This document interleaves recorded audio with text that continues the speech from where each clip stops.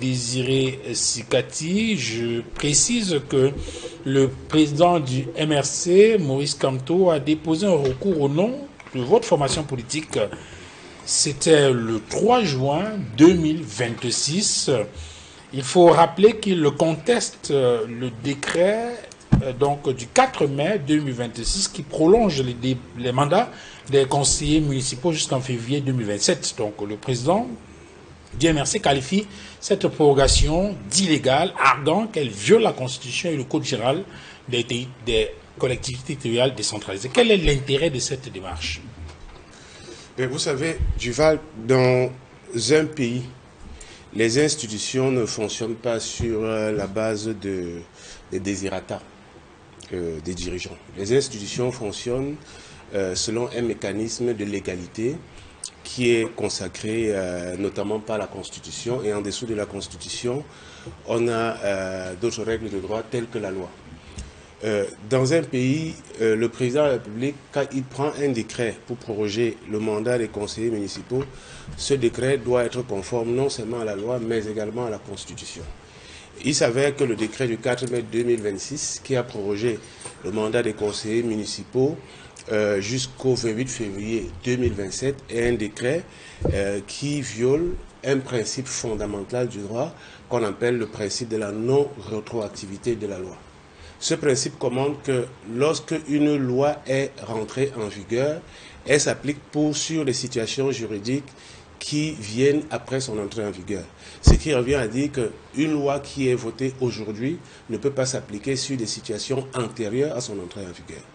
Dans le cas dont nous parlons ici, les conseillers municipaux dont on parle ont été élus le 9 février 2020, ce qui revient à dire que leur mandat arrivait à expiration le 9 février 2025. Sauf qu'il s'avère que le 24 juillet 2024, le président de la République a prorogé par décret le mandat des conseillers municipaux jusqu'au 31 mai 2026. Bon, je dois rappeler que cette prorogation rentrait dans le cadre de la loi, c'est-à-dire le code électoral modifié en 2012, qui permettait effectivement au président de la République de proroger le mandat des conseillers municipaux pour un délai maximum de 18 mois. Bon, maintenant, dans le cas d'espèce, en prorogeant le mandat des conseillers municipaux jusqu'au 31 mai 2026, le président de la République prorogeait pour 15 mois. Il n'aurait pu encore proroger de façon extraordinaire jusqu'au 9 août 2026 pour rester dans la tranche de 18 mois. Mais sauf que après le 31 mai 2026, le président de la République n'a plus prorogé en application de l'article 12, en application de l'article 170 du Code électoral, qui ressortait du Code électoral dans sa version de 2012.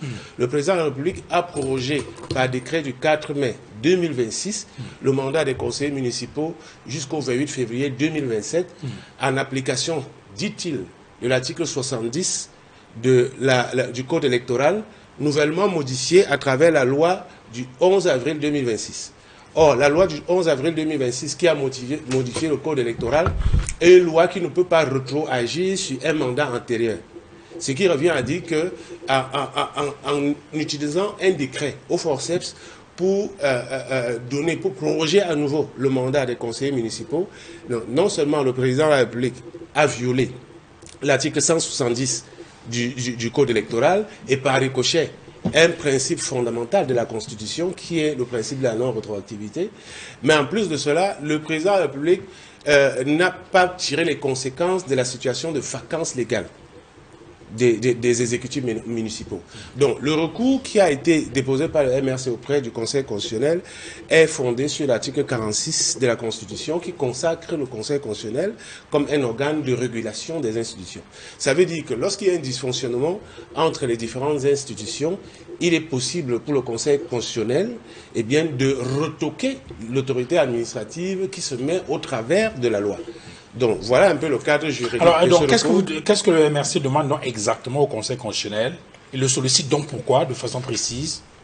Le but du recours est d'obtenir du Conseil constitutionnel de demander au président de la République de convoquer le corps électoral pour l'élection des conseillers municipaux conformément aux dispositions de la loi. Il ne s'agit pas de proroger encore, parce que la prorogation, je l'ai dit, cette prorogation, elle est légale. Elle est illégale. La prorogation qui a été décidée par décret du 4 mai 2026, elle est illégale. Contre ce décret, nous avons, le MRC a introduit un recours administratif pour demander à l'autorité qui a pris ce décret, à savoir la présidence de la République, de le retirer. Mais toujours est-il que, quand je parlais tout à l'heure de vacances légales, si l'on applique la loi stricto sensu, c'est-à-dire dans le respect des termes de cette loi-là, il n'y a pas de doute que lorsqu'il n'y a pas une prorogation fondée sur la loi, l'article 170 du Code électoral dans sa version 2012, lorsque cette prorogation n'est plus possible, une prorogation fondée sur l'article 170, modifiée par une loi nouvelle du 4 avril, du 11 avril 2026, cette prorogation est illégale et par voie de conséquence anticonstitutionnelle parce qu'elle viole le principe de la rétroactivité. On ne peut pas avoir des exécutifs municipaux qui ont été élus en 2020 sous l'empire de l'article 170 du Code électoral, c'est-à-dire la durée du mandat plus la prorogation, mais cet article 170 ne peut pas être modifié par la loi d'avril 2026 et que le président de la République veuille faire dire à cette disposition légale quelque chose qui n'a pas été dit. On ne peut pas, le décret ne peut pas rétroagir. Le mandat des conseillers qui sont actuellement en exercice, quand je dis actuellement en exercice, fait preuve d'un langage excessif, mais en réalité, nous n'avons plus de conseillers municipaux. Voilà. Donc les exécutifs municipaux sortants sont aujourd'hui dans une situation de vacances. Il n'y a pas d'exécutif. Il est question d'obtenir que le président de la République, eh bien, que le Conseil constitutionnel demande au président de la République de convoquer le corps électoral pour que les élections soient organisées pour le remplacement des exécutifs, exécutifs communaux. Alors, je voulais juste préciser que le président de la République a d'abord dû introduire un projet de loi à l'Assemblée nationale pour modifier cette disposition du Code électoral qui ne lui permettait pas d'aller au-delà de 18 mois. Voilà. Il a donc fait sauter le verrou par une loi à l'Assemblée nationale et par la suite, il a donc pris un décret pour proroger le mandat des conseillers municipaux et c'est tout cela que vous estimez au MRC qu'il y a un problème. Est-ce que vous percevez effectivement cette difficulté-là, Maître Joseph-Claude Biliga, entre autres la question de la non-rétroactivité de la loi? C'est un débat de juristes. Non, c'est un débat de politiciens. Je ne veux pas rentrer dans ce débat de politiciens. La justice est saisie, elle rendra la justice. Je ne suis pas représentant du Conseil constitutionnel pour venir débattre ça. Le Conseil constitutionnel aura dû le droit. Je voudrais tout simplement dire une chose, c'est que je suis content que le professeur Kamto soit revenu dans la République. Ça nous éloigne un peu de tomatum, des mots d'ordre, des menaces, de cette peur qu'on a eu tous que nous puissions arriver à 50 morts comme dans certains pays et que les survivants viennent reconstruire le pays. Donc en choisissant la justice, la légalité, il reconnaît qu'il y a une séparation de pouvoir, il reconnaît qu'il y a une justice et notre souhait c'est que lorsque la justice, c'est-à-dire le Conseil constitutionnel aura rendu sa décision, qu'ils comprennent qu'ils s'y conforment, qu'ils puissent s'y conformer. J'ai exprimé d'ailleurs dans mon livre que j'avais écrit un regret sur l'autre débat qui avait été évoqué par le MRC, celui du mandat impératif. Comme tout Camerounais, j'aurais souhaité que ce débat puisse arriver au Conseil constitutionnel. Malheureusement, à travers le Partout Yango, le recours au Partout Yango, on n'a pas eu droit à ce débat, mais il aurait été bien. Je voudrais tout simplement dire une chose pour sortir, que je peux me tromper. Mais il me semble que il y a eu des modifications au niveau des tests du MRC qui ont permis, après l'élection du professeur Kamto à la tête de ce parti récemment, après qu'il soit parti du MRC pour le Manidem, qu'il puisse y revenir. Et puisse y revenir sans tenir compte de la loi qui existait, puisqu'on l'a modifié, les tests, pour pouvoir lui permettre de revenir et de candidater. Je peux me tromper, mais c'est ce que j'ai pu comprendre. Si je me trompe, je m'excuse, mais j'ai pu comprendre cela. Cela évoque donc, pose un problème de la rétroactivité dont parle notre confrère. J'ai comme l'impression qu'à certains moments, on y applique, et à d'autres, on préfère ne pas l'appliquer. Je dis, je me trompe. Je me trompe peut-être, mais je vois que cela, ça a été longuement discuté en disant que le professeur Kamto n'avait pas le droit de revenir avant 3 ans dans le parti. D'ailleurs, lui-même, quand il est parti, il a dit que tout ce qui concerne MSN ne le concerne plus. Il avait clairement dit. Et on l'a vu revenir, on nous a dit qu'il y a eu des tests qui ont été modifiés, qui ont permis qu'il puisse revenir. C'est vrai que ce n'est pas le sujet en débat, mais j'entends des voix au sein du MRC indiquer que il s'agit là d'une organisation, d'une association et qui est régie par des textes, alors que lorsqu'on parle du principe de la non-rétroactivité de la loi, c'est bien évidemment dans le cadre, n'est-ce pas, de la gestion Non, de la loi, même la loi interne entre les individus, c'est une loi. C'est une loi. C'est-à-dire une convention légalement formée tient lieu de loi à ceux qui les ont formés. Donc si vous êtes dans une association et que vous conformez aux lois de la République, vous devez, même dans vos tests, vous conformer aux lois de la République, même dans l'application des tests, même dans la modification des tests, tenez compte de cela. Donc le principe de rétroactivité s'appliquerait également là. Je suis content que vous ayez pu me donner l'impression que ce que je dis n'était pas faux, qu'il y a eu des modifications. C'est pas ça.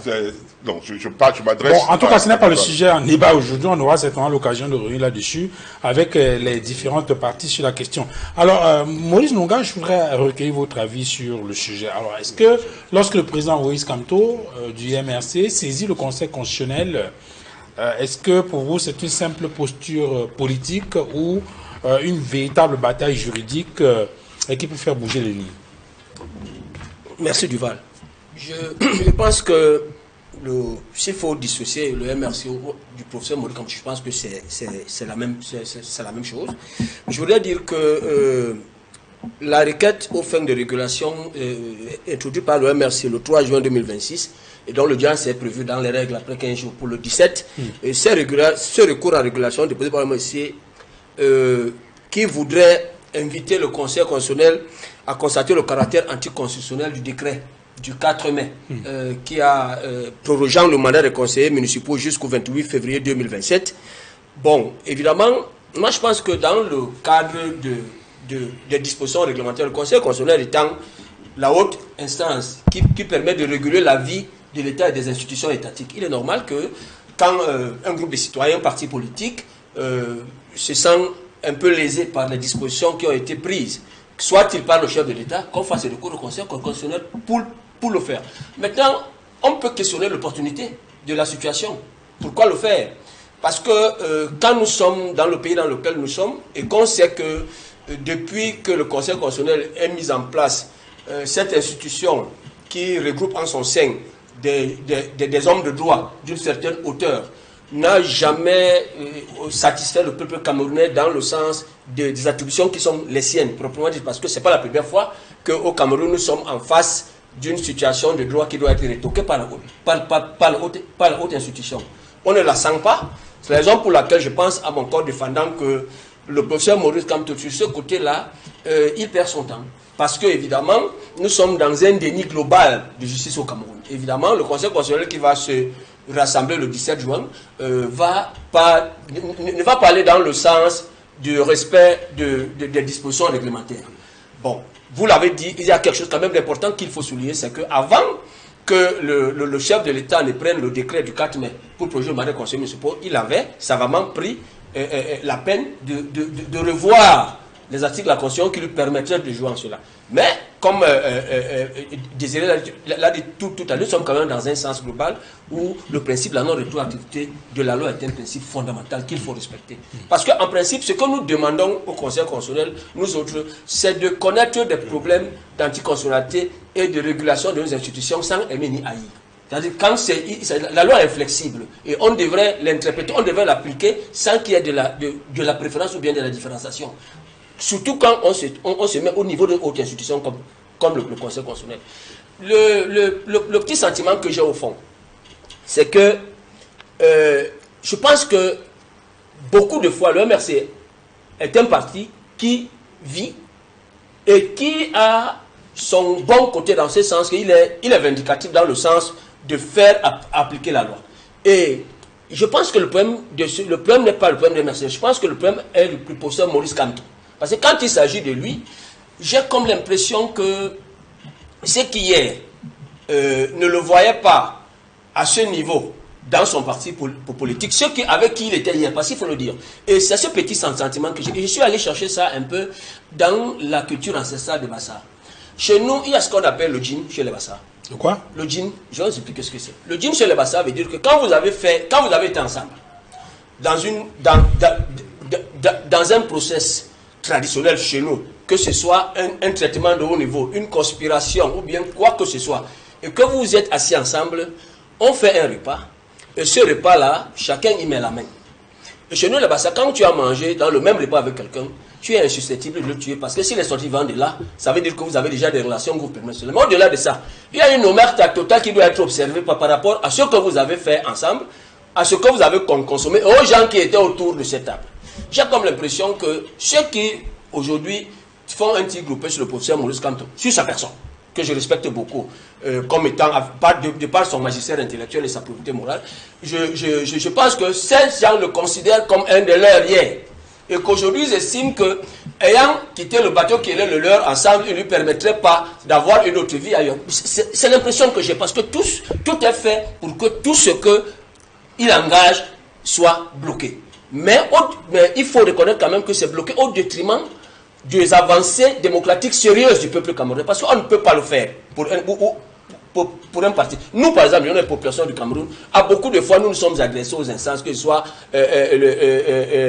avant le Conseil constitutionnel, que ce soit la Cour suprême, nous avons eu beaucoup de décisions. Mais on a comme l'impression qu'à chaque décade politique au Cameroun, à chaque fois qu'il y a des émergences politiques qui peuvent faire influencer le débat politique au Cameroun, ceux qui ont les manettes du pouvoir et qui sont là pour réguler ne le font pas. Et je le dis, je ne le dirai pas aujourd'hui assez, je l'ai toujours dit, le Conseil constitutionnel au Cameroun, s'il tenait compte du devenir de ce peuple à gérer autrement, mais le Conseil constitutionnel au Cameroun est fait pour permettre à un seul homme de rester, de demeurer au pouvoir en tordant la loi comme il ne faut pas, parce qu'ils font du tordu à chaque fois.